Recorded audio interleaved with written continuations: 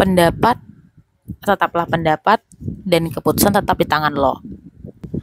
Jadi gue mau bilang gini, kalau misalnya ada pendapat orang lain yang lo nggak suka, bukan nggak suka sih, ada misalnya orang lain memberikan pendapat ke lo dan lo masih mempertimbangkan pendapat itu, jadikan pendapat orang lain itu hanya sebatas pendapat, jangan membuat itu sebagai tekanan.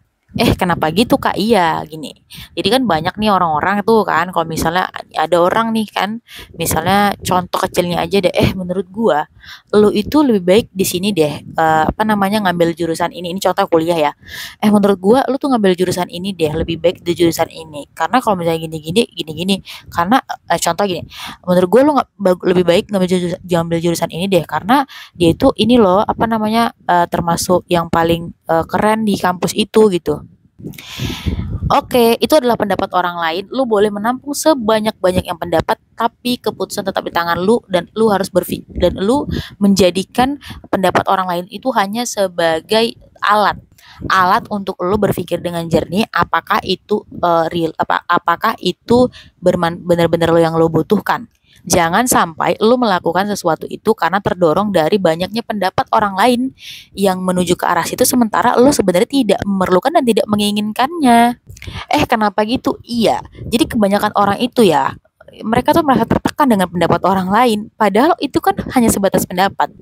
Andai saja kalian bisa memberikan porsi yang tepat terhadap pendapat orang lain dan juga keputusan kalian bisa memberikan space antara pendapat atau opini orang lain gitu ya, pendapat, masukan dengan keputusan, gue yakin gak akan ada keputusan yang kita buat itu secara impulsif dan ya bisa dikatakan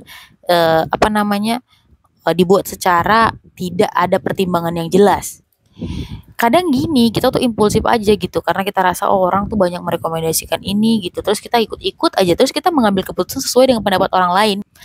Sadar kalian, kalau kalian mengambil keputusan berdasarkan pada pendapat orang lain tidak akan bertanggung jawab atas hasil atau konsekuensi dari apa yang menjadi keputusan kalian.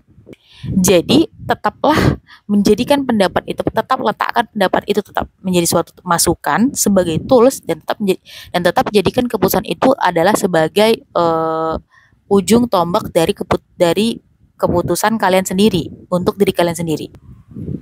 Ya contoh satu lagi nih, gue kasih contoh ya, misalnya kayak gini.